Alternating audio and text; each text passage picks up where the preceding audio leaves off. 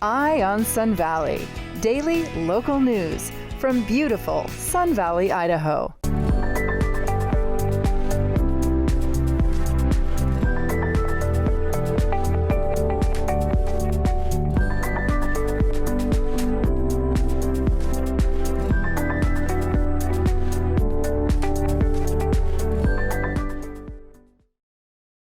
Hi, I'm Lori McNee with Eye on Sun Valley, and this is Art Beat. And today I am with Barry Peterson of Barry Peterson Jewelers. And we're going to step outside the frame of two-dimensional art and into the 3D world of beautiful wearable art. Hi, Barry. How are you? Great. How are you? Very well, thank you. Thanks for joining me today. Absolutely. So you have been very busy here at Barry Peterson Jewelers. What's new? Tell us what's going on around here. The entire premise is new. We just have completed a remodel after 28 years in this location. You've been here for 28 years. In this space. Time flies. It does. It does. I've known you. Our kids went to school together. And in fact, he made this mother ring for me many years ago. It's probably been at least 20 years ago. Yep. And I came in here and he designed it, and I was able to go pick out the stones, birthstones of my children, and that was really special. And I know you do a lot of custom work. You're focusing on that primarily these days, aren't you? It seems to be the case. I try and make my own things, but the custom jewelry really occupies a lot of my time. Does it? Tell us how you go about doing that. Someone walks in and they have possibly an heirloom diamond or other stone. That's most of the time that's the case. Gemstones and jewelry will be inherited or passed down or received from deceased family members or passed on while someone's still with us. And it happens a lot with engagement rings and someone getting married in the family. And a lot of parents have been saving stones for their children for years, or want to pass on something that was passed on to them. And so we'll take inventory of what they have. I'll set up an appointment, come in, and I'll take inventory of what they have. A lot of times we'll just take it in that day and clean it and basically scrutinize the pieces and make sure that there's something that we can use, or multiple things that we can use. And if there are items that are questionable or might be a nice gemstone underneath a lot of scratches, I'll point all that out to the client, and so we'll kind of come up with a starting point on what gems to use. Great. And okay, so what's the most popular gemstone? Most of diamond. Diamond still? Yeah. A girl's best friend. And they're yours too. You told me earlier that diamonds are your favorite. They are. And why? Why are they your favorite? There are just so many different ways you can use them, and they come in so many different colors that people are just learning about in today's world. And colored diamonds have been around a long time, but the societies have only been really promoted white diamonds over the years, right, and canary diamonds, but we're seeing diamonds in every color in the spectrum now, and it's really created a lot of new design ideas. So as an investment, is a white round diamond, I've been told that for years, that's the best choice for an investment. Or do you disagree with that? I disagree. Do you? They are still very, very good on the higher end, larger stones, but the colored diamonds, the rarity of the color, there's a lot more yellow diamonds and brown diamonds than there are red or pink diamonds or blue diamonds. The most rare being a red diamond. I've never even heard of a red diamond. Wow. Yeah, but can be as red as a ruby. Oh, how interesting. And so how do you tell a red diamond apart from a red ruby, so to speak? Well, a lot of it has to do with the surface of the diamond. is a lot different than the surface of a ruby, and rubies don't have red, white, and blue and purple flying out of them like diamonds do. Okay. They're more fiery then. Yes. The refractive index, and diamonds break up light into every color in the spectrum, where a ruby will just flash red. Okay, interesting. So how did this all begin? You started rock hounding as a kid, right, with your family. Tell us a little bit about your background. Well, I was born and raised in Rexburg, outside of Rexburg, here in Idaho, and my dad was a potato farmer and shipper.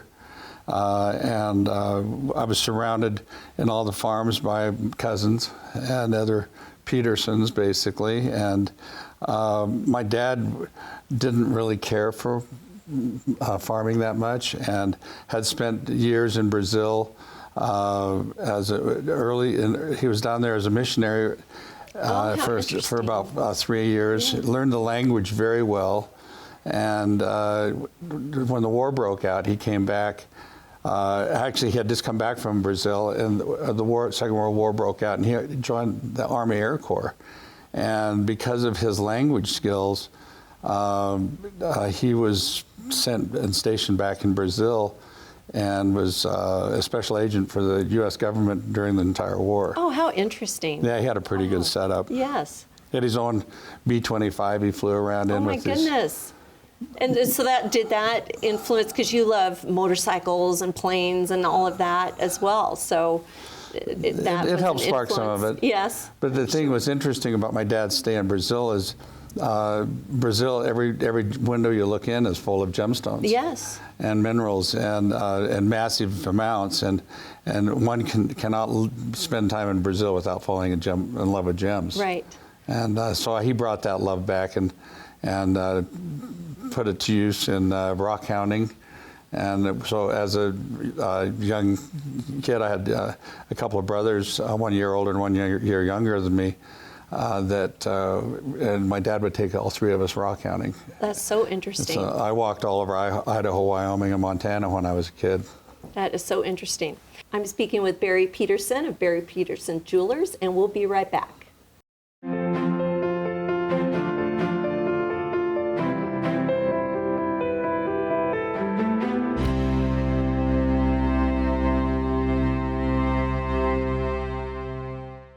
We're mods. We have coffee, we have pastries, we have clothing.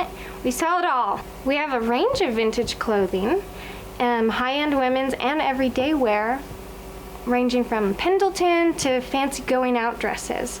Some clothing even dating back to the 20s. Hi, I'm Jacob. My wife Tara and I are the owners of Mods. We're both a coffee shop and a clothing store. We use Harrison Insurance for everything. Business, auto, renters, even our little dog is insured. The nuances of our unique business are covered with Harrison, and I don't think that I could have obtained that going to a big insurance company directly. We feel that if something were to happen tomorrow, we'd be okay because we have Harrison Insurance to help us. Harrison Insurance, for all of your insurance needs. Welcome back to Artbeat. I'm sitting here with Barry Peterson of Barry Peterson Jewelers. And Barry, you were going to tell me a little bit about cutting gemstones.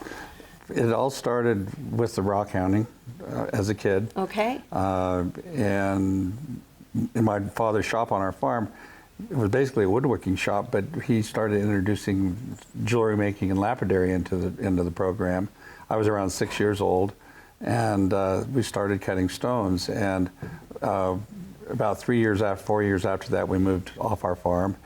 Jewelry kind of went away, and when I was in high school, my dad started making a lot of silver jewelry, and we had a need to actually sell it, as my dad had made some poor decisions in the mining industry.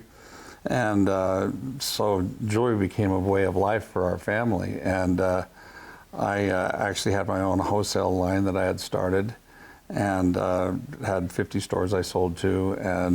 And how old were you at this point? I was 17, 18. Wow. And I had an opportunity to learn to cut diamonds. My dad had met this diamond cutter that had a school in Gardnerville, Nevada. And so I was able to get into that school around the time I was 19 years old, 18 and a half, 19, and That's so impressive. and it was Yes. quite an experience, and learning to cut diamonds actually really opened my mind up and made me realize what kind of a thinker I was. And in order to cut a diamond, you have to be able to imagine the diamond in 3 dimension in your mind. And that's so interesting because I'm a fine artist and I paint in 2 dimensions. So I'm looking at the 3rd dimension and trying to translate it into 2 dimensions. And so you're automatically thinking in 3D.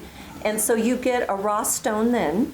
And at that age, how did you afford to even buy a raw diamond? I couldn't. So we were actually cutting the school in this school situation. We were actually cutting stones. The first stone I cut was only, when it was finished, it was only 12 points, which is about 1/8 of an inch across. Spent a month cutting that stone. About A month. Yeah. Then it was only it was only the size of a pea. So how many hours? BB. How many hours go into a month? What does that mean? That was 40 hours a week. Goodness. It No was. wonder they're so expensive. Yeah. So there was a lot of. I still have that stone actually, but. You do. That's great. But that the knowledge of cutting diamonds actually really opened up my mind and made me realize what tools I had, and I still continued to make jewelry after that. So I went into opening my own stores, and I got out of the wholesale business. The diamond cutting school kind of shot me out of that, and so I started focusing mostly on jewelry making. And mostly silver. I did start delving off into gold jewelry, and So let's talk about thinking in 3D again. Okay. So tell me now, fast forward to where we are today. So when you are creating a one-of-a-kind piece of art, basically, are you seeing this in your mind's eye first? Like, tell us a little bit how that happens. No, I do. I do imagine what it would look like, and have to. Especially the fact that it's going to, like in a ring, for example, it has to wrap around your finger, Right. And it has to be comfortable, and it has to be practical, and so there is actually a lot of engineering that goes involved, I think is involved with making a piece of jewelry that someone's going to wear every single day of their life, and so I think that part of the 3D thinking is a huge factor. A lot of times, I actually wanted to be an architect when I was in high school, and jewelry making I look at as more of architecture, and a piece of jewelry is more of a link between a man or a woman or mankind and the gemstone world, and it's kind of the linkage Yes. between the two, and it's kind of the holders, just like we have homes to live in, but that came out of someone's mind. This store, for example, I designed every single piece in it. I designed the showcases. Yes, and it's The whole- so fabulous. It is exquisite. And so all these cases, go on and tell us. Well, the whole layout of the store, the wall cases, even the cash wrap area, Yeah. all the workbenches. The workbench I work on, I built those benches. It's a work of art just to step in these doors. You really want to stop by here. No, Definitely. there's most everything in here came out of my head.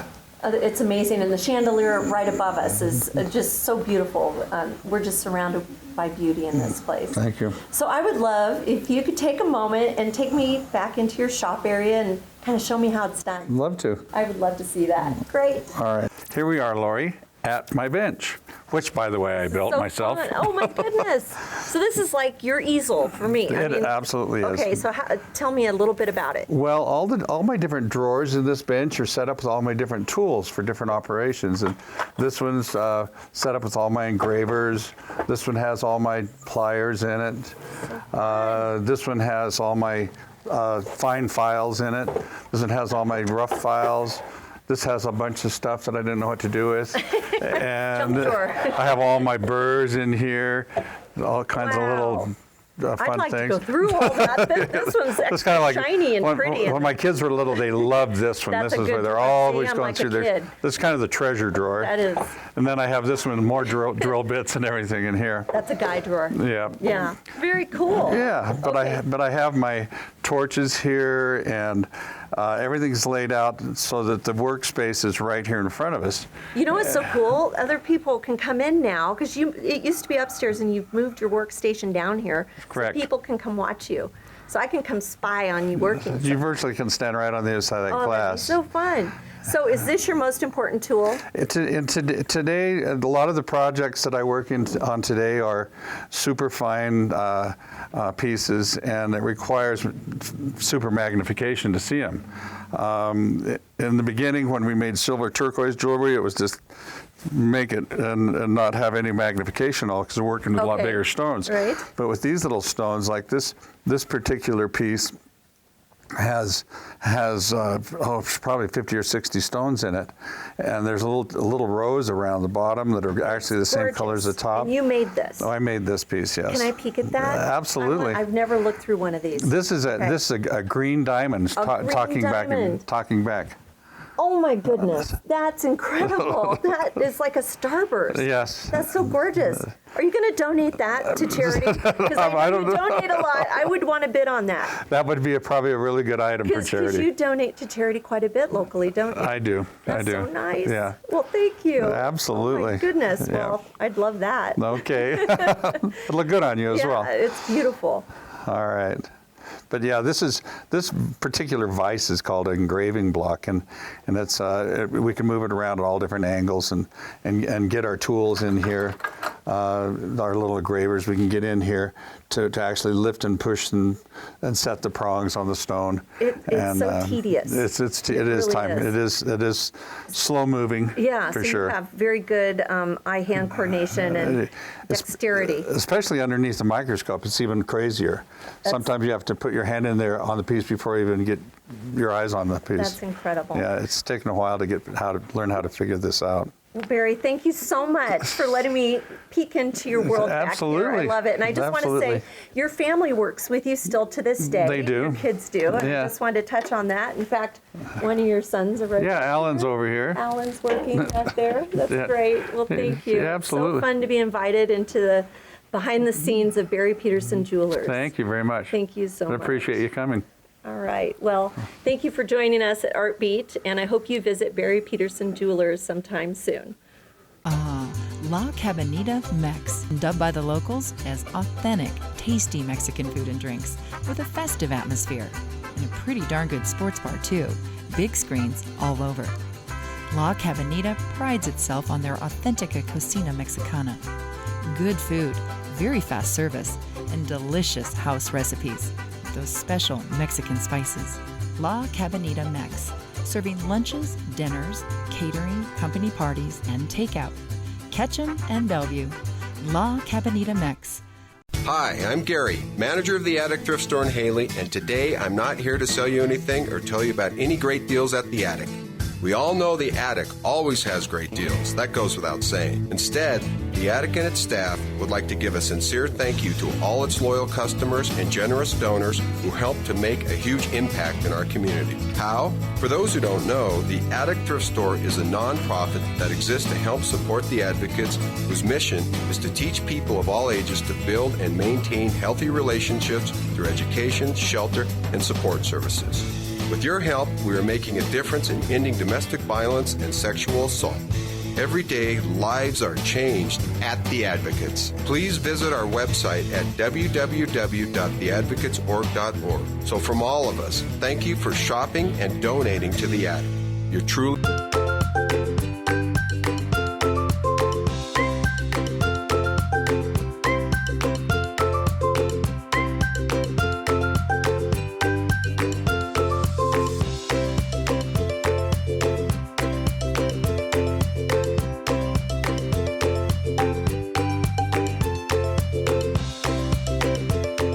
Better food, better price, better service. Atkinson's Market, supporting local farmers since 1956. Hi, I'm Karen Bothick with Ion Sun Valley. I'm sitting here today in the lovely home of Joe Heiss, who is not only a colorful figure in Sun Valley history, but Sun Valley's history kind of dates back to her family. Joe is the granddaughter of what she calls Dad and Mom Heiss, Brass. who sold The Brasses. the Brass Ranch to Union Pacific Railroad so they could build what became Sun Valley Resort. Thanks for joining us, Joe. Yes. Tell me a little bit about your grandparents. They sold the ranch in 35, 36. He bought it from Isaiah Lewis in, I thought it was in the early 1900s, and it had been an existing sheep ranch. But Isaiah Lewis was into freight business as well. He built the road over Trail Creek Summit, and his wagons would come off of that with freight. So he sold his ranch to Dad Bass, and Dad Bass had a partner, and they did sheep as well as cattle. It was a cattle ranch. And now, they came out from what? Jordan County? Valley. Jordan Valley. Oh, he they and came Mother from- Brass came from Jordan Valley. Jordan Valley.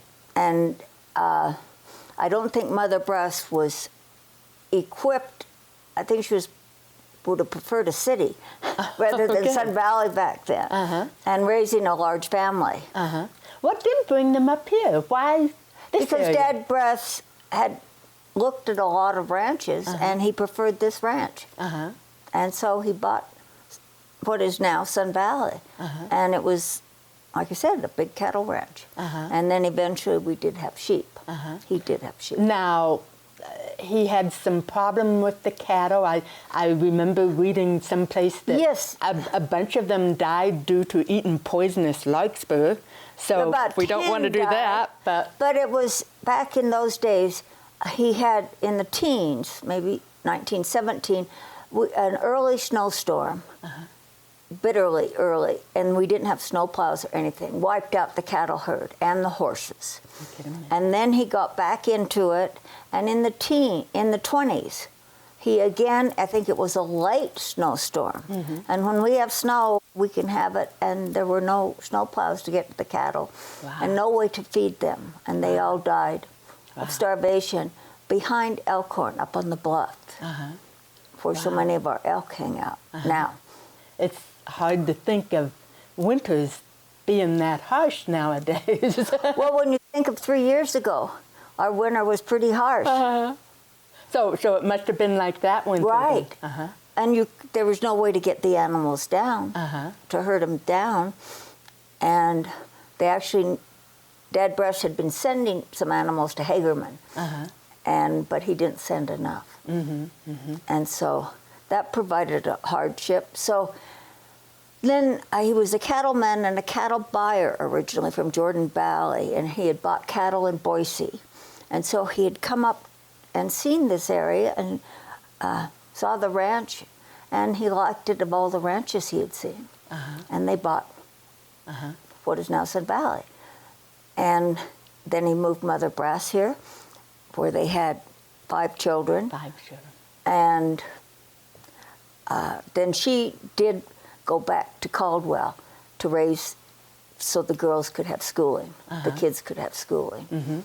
But at the same time, I remember reading something about your aunt and maybe your mother, Marjorie, delivering mail to the sheep camps, which could be as far away as Mackey, right? Well, no, there were actually, when Dad Brass went into sheep, he had his own Bass sheep herders. And they would ride out to the different sheep camps to deliver them supplies, etc.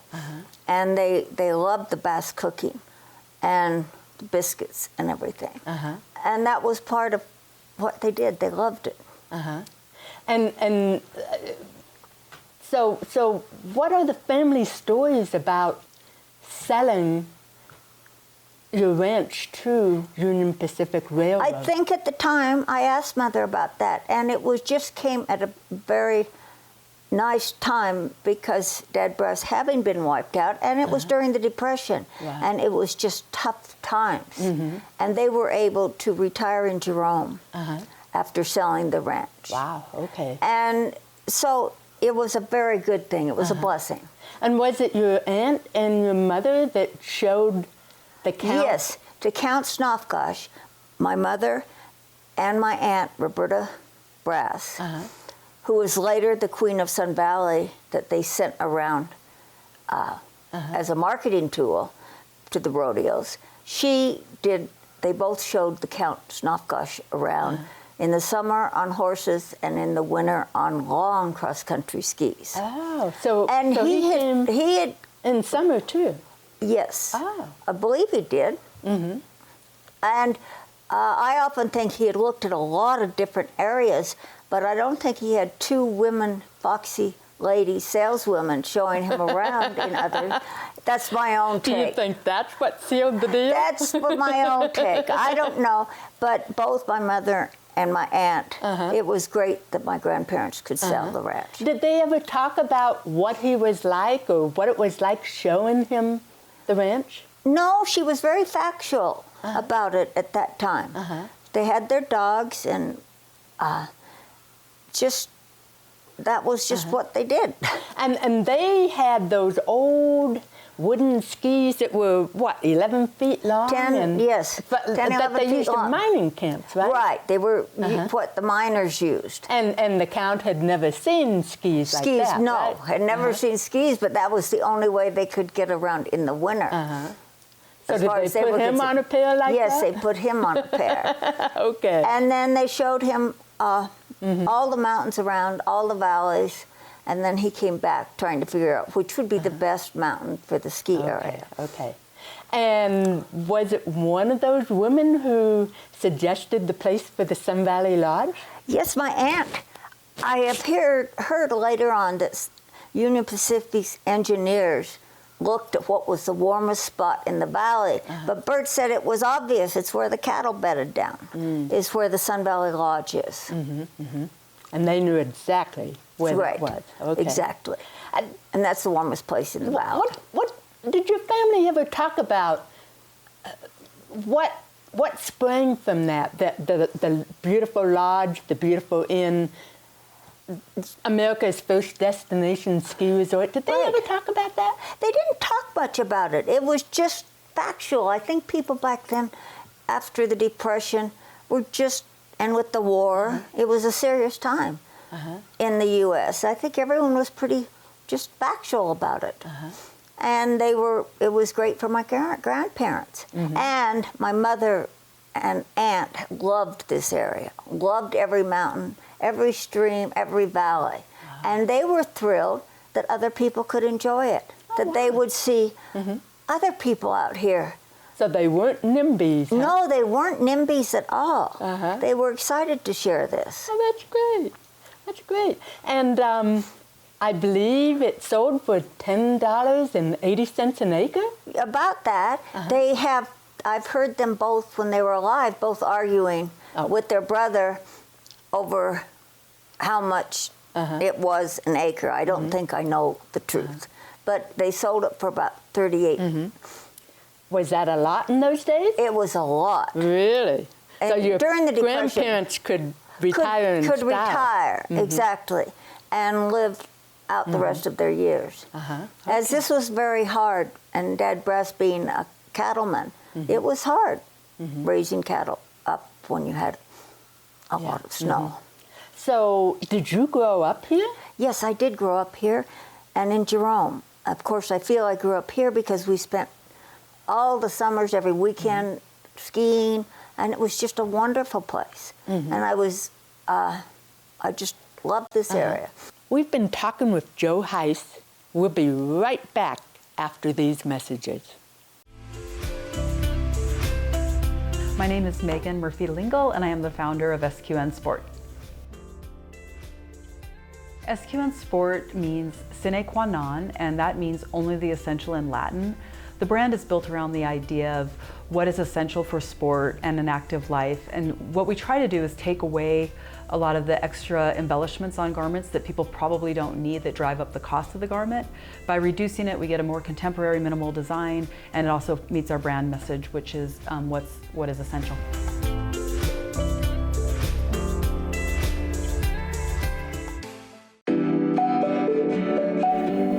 No matter your taste or personal style, the shopping in Sun Valley has what you need for a day in the mountains or elegant night on the town. From bike sales, rentals, repair, outdoor accessories, and souvenirs to high-end, on-trend fashion and sportwear, including a hip, modern women's boutique, there is something for everyone in the Sun Valley Village.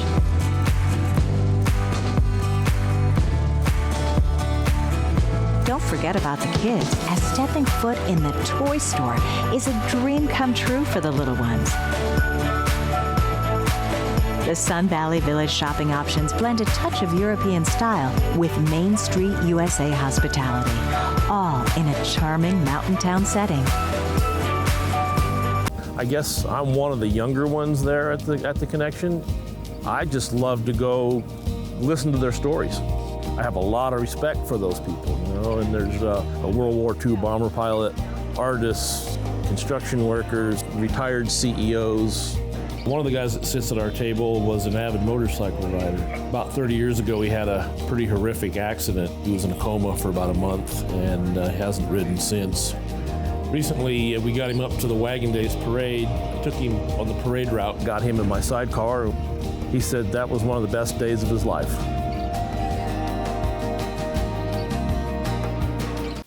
Welcome back, folks.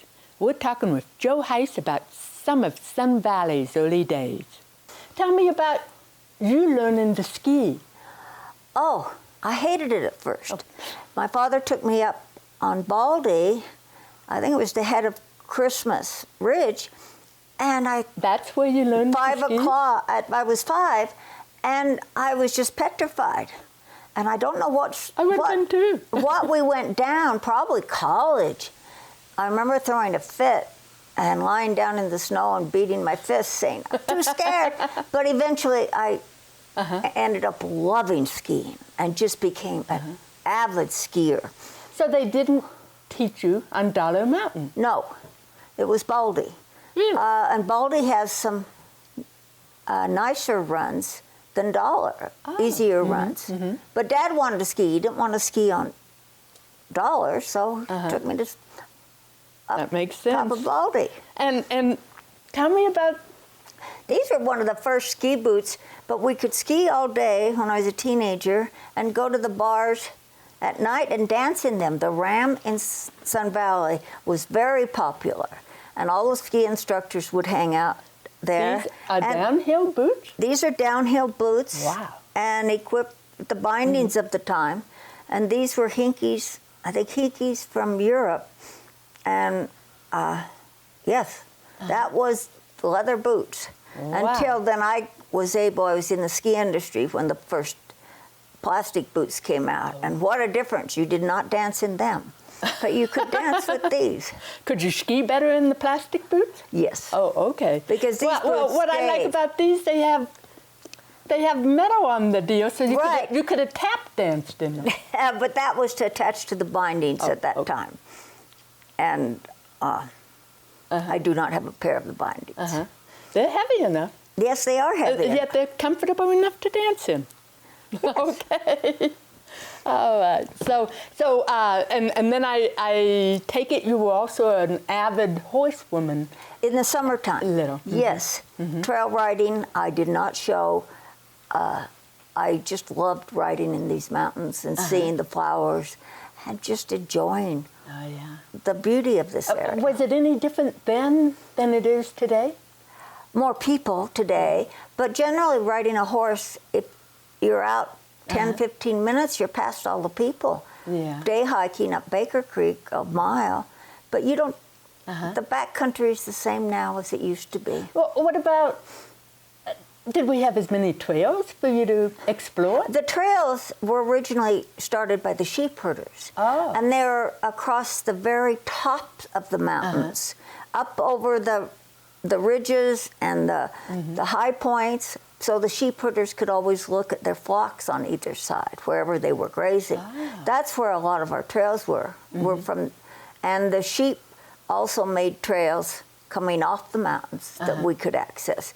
And then during the CC days, Conservation Corps, a lot of our those old sheep trails were made into existing Forest Service trails by the CC Corps. Do you know, could you name a couple of them?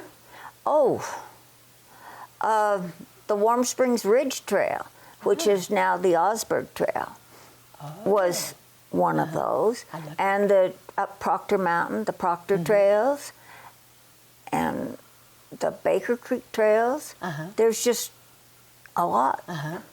And do you know, were some of those trails also cross-country ski trails way back when? I don't think cross-country, they got that deep into the wilderness like our people do now, where they're equipped with avalanche gear and more knowledge, how to ski the backcountry. I would think it was mostly just around Sun Valley and Proctor Mountain, Dollar Mountain, Rude Mountain, all the hills around Ketchum. Okay. And they did go out to Boulder. There was no snow the first year Sun Valley opened. So they took an A-frame out at the base of the Boulder Mountains, and that's where their first ski lodge was. And I don't know how they got the people, maybe snowcat. I don't know how they got the people up the mountain, those foothills, but that's where they skied the first winter. Okay. You mentioned your aunt, Roberta, being the hoist queen of Sun Valley? Union Pacific named her the Queen of Sun Valley, and they sent her all around to Madison Square Garden, Oklahoma City, all around to publicize Sun Valley as a destination summer resort. They were trying to make it an all-season resort, not just a ski resort. So she was their tool that they used to get the summer people here. So she was a human billboard going around an ambassador for Sun Valley. And she was very good looking and very good with the people. So she provided was a marketing tool. And your family lived in a kind of a log cabin home on Spruce Street? Yes, we had a cabin. We had a home in Jerome, and we had a cabin up here, is where I spent all my time, on Spruce Street. It was delightful. And just walk out the door and you're in town. And it's still in existence? Yes. When we sold the property, the cabin was purchased and moved south up Ketchum. And is this the same one that Ernest Hemingway lived in for? Tell me about that. Ernest rented it one winter, I think 60, 61, and he loved it there. And he was writing in the back bedroom, and he loved it because Trail Creek, you could hear the noise of Trail Creek, and he loved the property. But I remember I was having a fit because I wanted to come up for Christmas and skiing, and he was in the house. So my father, I'm sure, wanted to ski as well. So Dad, my father, found him another place to rent in Ketchum, which he never liked as well as our cabin. And he did want to buy our cabin, but thank heavens, it was not sold. And so he ended up with the old topping house. Then he eventually ended up with the topping house, and that which was is a wonderful overlooking the Bigwood River. Right. And he loved the river. Okay. I think you have some letters from Ernest and Mary Hemingway. They wrote my parents when they moved out of the house, and were Mary was just very, told them what saucer she broke and what glass she broke, and exactly what spices she had used. It was, and then Ernest wrote on the back of the letter and turned it upside down. And I have his books here that he gave Mother and Dad, and he autographed them upside down as well. You're kidding me. And what's with the upside down stuff? Right, I don't know, but whatever. We do know he was bipolar, so. Anyway, this is a farewell to arms, which I think he was writing in our house at the time. And I thought it was funny, one of the letters Mary wrote to your mother said, Please, if I've robbed you of anything, let me know. Oh, if there's anything she broke, she wanted us to let her know so she could replace. And they were just wonderful tenants. Really? And then after, when we moved in over Christmas, Ernest had a owl that was injured, that he was in our garage. So he would come by every night to feed the owl and have a scotch and water with my father.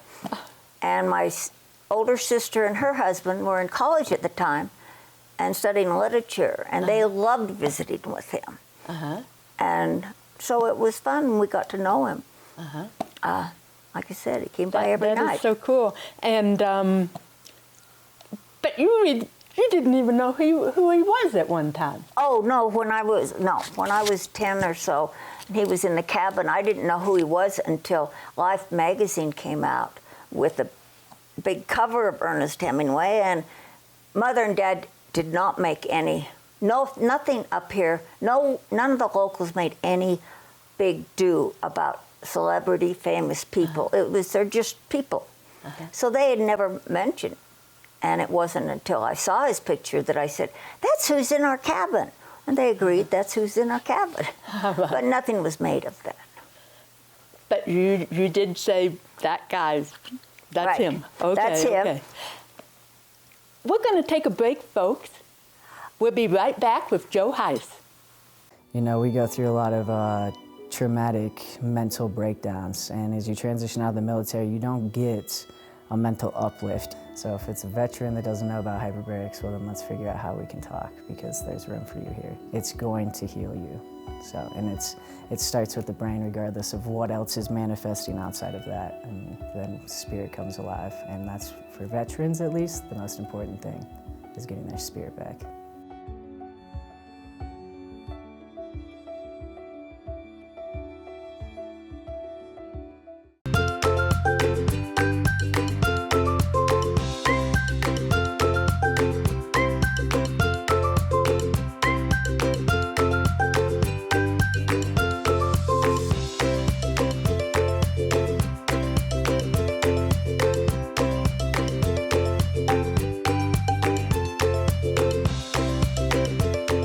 Better food, better price, better service.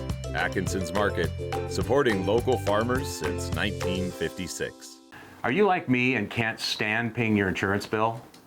Just when you pay all your bills for the month, then along comes that dreaded insurance bill, putting the hurt on your checking account. Hello, I'm Mark Balkos, president of Wood River Insurance. That's why Wood River Insurance is an independent insurance agency.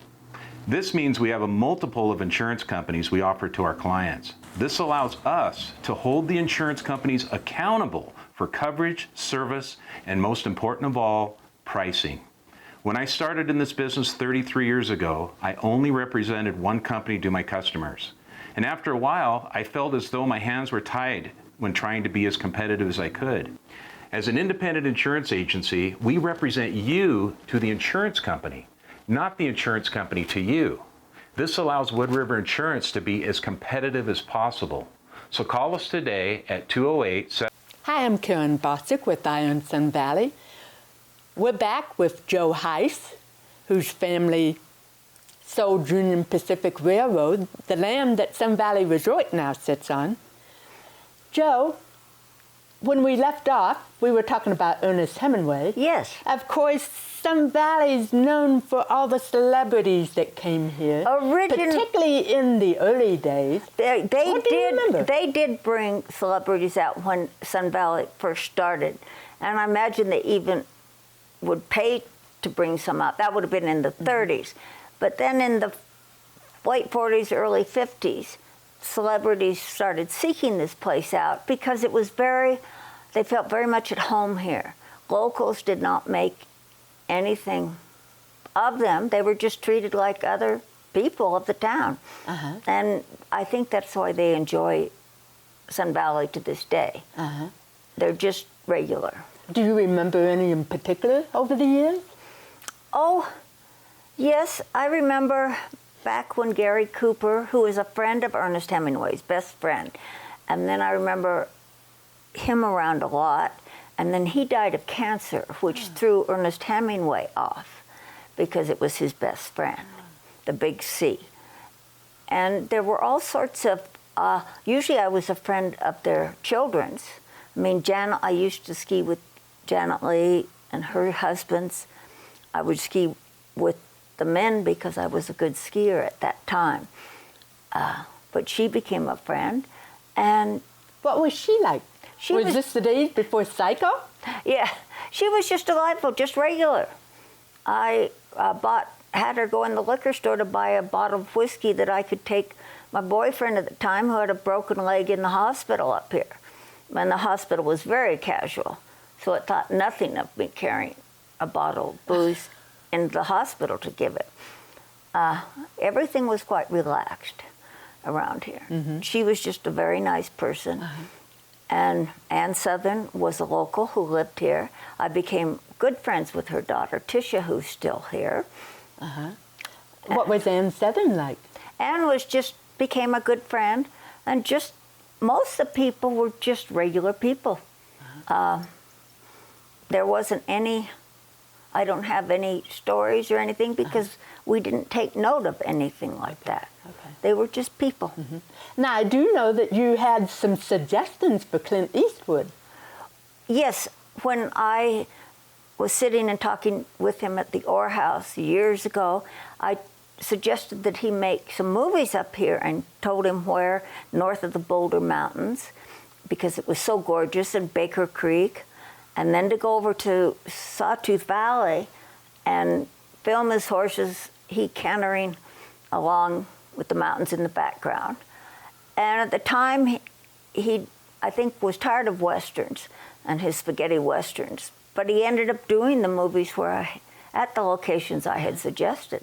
Now, I think one must have been Pale Rider, which I think is, like you say, one of the most gorgeous Westerns ever filmed. And Silverado, I think, was the other one. I think Pale Rider was at Baker Creek. I have to check. Well, I remember they went up Boulder, into the Boulder Mountains to the old Boulder City mine and that kind of thing. And just so beautiful. Yes, I had told Clint about that. Did you get to No, ask him any of that? I was not, at the time, he didn't act that he wanted to do movies, so when he did them, I was not here. Oh, bummer.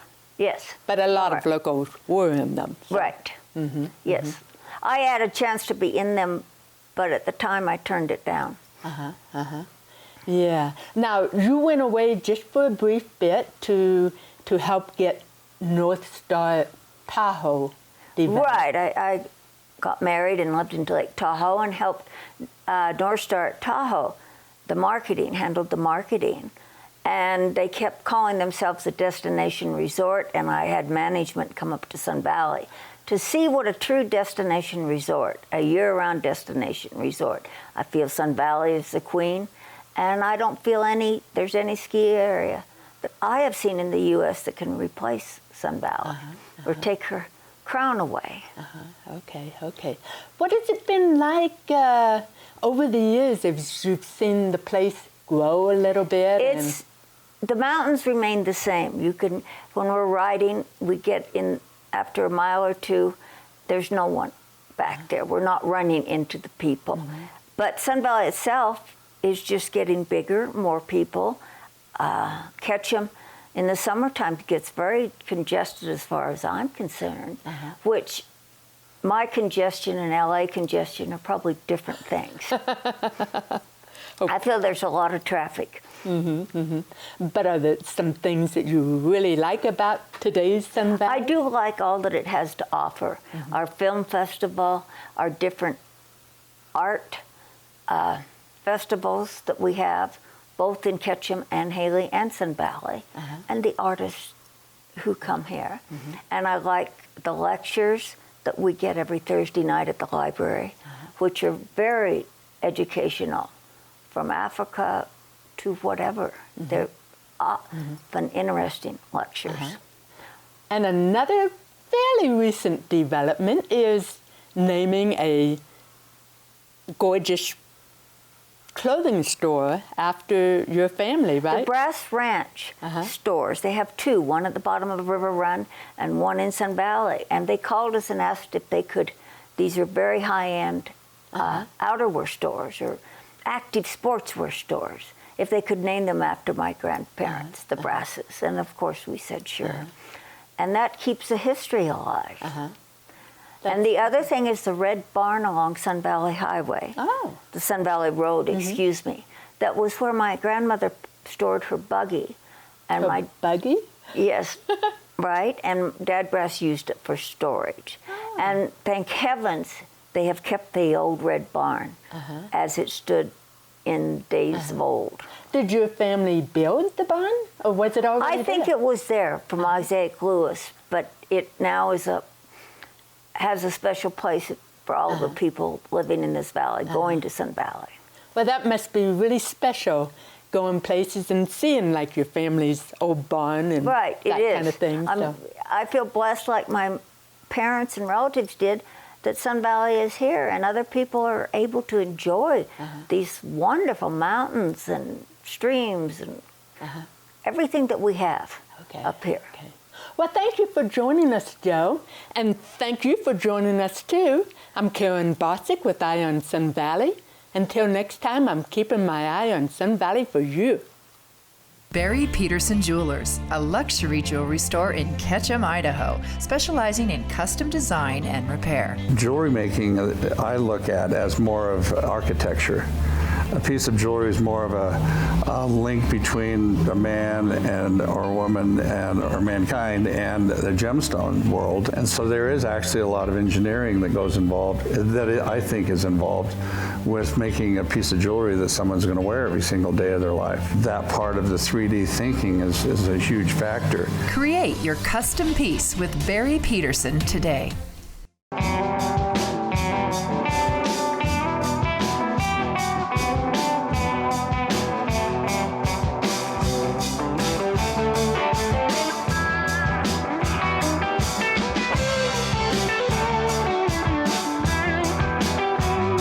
I always sense a level of honesty, you know, in the music that we create. It's all about listening to each other and taking styles and blending them.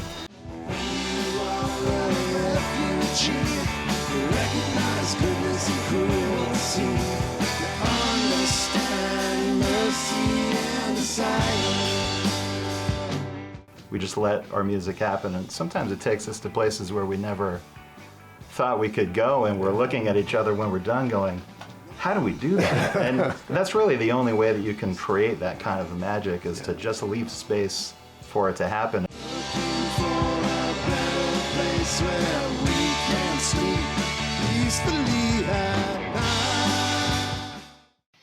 Audio Innovations is an innovative audio-visual company that designs, integrates, and simplifies a truly custom system to keep you comfortable, entertained, and secure in your own home. Audio Innovations TJ's Electric offers a variety of services, from phone systems to lighting control systems, HVAC systems, home theater, electrical, audio, and video, drapery systems, and more. Audio Innovations, 91 East Croy Street, Alturas Plaza, in Haley. Hi, I'm Karen Bosick with Eye on Sun Valley. I'm here in beautiful Sun Valley, Idaho. And I know what you're thinking, it's springtime, and I gotta relearn all my wildflowers again. Well, we're here to help you with that. We found some of the early blooming wildflowers out in the Croy Canyon area, which is one of the first areas to lose snow in the Sun Valley area. And we're gonna introduce you to a couple of them, or reintroduce you to them. Of course, this is lupin, which is one of the most common wildflowers in the Sun Valley area. It has these beautiful little leaves that have multi fingers on them, which makes it easy to remember. And almost looks like a marijuana plant, but it isn't. And they come in several colors. This here, of course, is purple, or some people would say blue. You can find it in pink, yellow, white, just gorgeous flowers that you see all summer long. And it's named lupus, or its name lupin, comes from the Latin word lupus, which means wolf. But it has nothing to do with the wolf packs that hang around Sun Valley. Instead, it's the verb to wolf down. And the reason being is that the people that named it thought that it depleted the soil of nutrients by wolfing up the nutrients in the soil. Well, nothing could be further from the truth. It actually helps fix the nitrogen in the soil, so it's a very useful plant. You just don't want your cattle to eat it because it can be toxic to horses and cattle. This is the arrowleaf balsam root, and it's one of the first flowers to come out in springtime in Sun Valley. It's so named because its leaves look like an arrowhead. So that's how you can remember it. They're kind of fuzzy, warm to touch, and it's in the sunflower family. Little sun rays pointing to the sky. It will actually follow the sun around sometimes if you watch it. It was a very important source of food to the Native Americans. They used absolutely every bit of it. They would nibble on the leaves, they would chew on the seeds, they would dry and turn the roots into a powdered flour. And not only is it good for food, but it's also a useful medicine. They would use it for wounds, to treat insect bites. They would use it for headaches, bruises, that kind of thing. Of course, the elk and antelope love it, so do the sage-grouse. And you'd be amazed the taproot goes 8 feet into the ground. So it's nothing you want to try to dig up. This is a beautiful flower. It's a member of the lily family, but it's got a dark side to it. This is the death camas, and it's poisonous not only to livestock, but to me and you too. Its kin actually is the blue camas, which was a very important foodstuff to the Indians of the Wood River Valley. They, in particular, harvested it on the Camas Prairie near Fairfield. But you don't want to go harvesting this stuff. Better to let it lie. This is a little guy, but it's sure pretty to see after a long white winter. This is the goosefoot violet, and I'm told there's 850 species of wildflower violets, but we only have a few in this area, and this is one of them. It, again, is one of the first to come out. It comes out on south-facing slopes as the snow melts, and it's named from a Latin word that means sweet, smelly flower. Now, this is a flower that might take you a little bit of doing to find. That's because it's typically hidden under its leaves. It's called the ballhead waterleaf, and it's kind of a pincushion flower hidden under leaves that typically comes out in the woods or along streams right after the snow has melted. The Indians used it, boiling it, and then they flavor it with vinegar to eat. It's called the waterleaf because with the rain when it comes, runs down deep veins in the leaves to get to the plant.